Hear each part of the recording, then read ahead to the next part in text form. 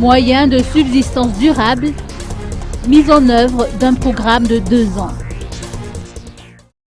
Le programme conjoint sur le renforcement des moyens de subsistance durable pour la résilience communautaire d'un montant de 12,5 millions de dollars à exécuter sur une période de 2 ans a été signé le 13 mai dernier par le ministre de l'Économie et de la Planification, Irlande Travé-Loarson.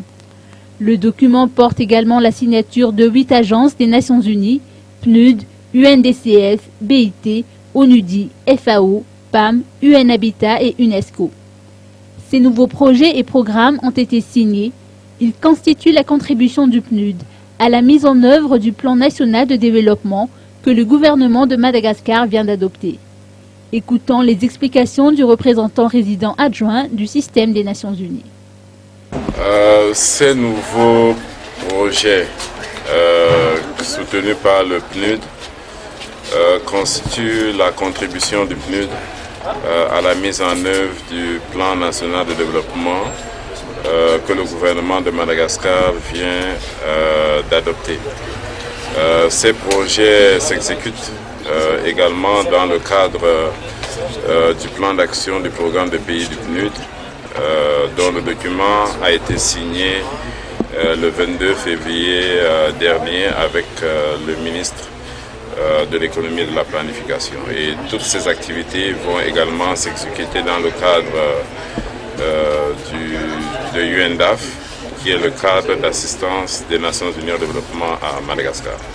Des conventions ont également été signées avec des ONG comme Search for Common Ground, CRS et Louvain Développement.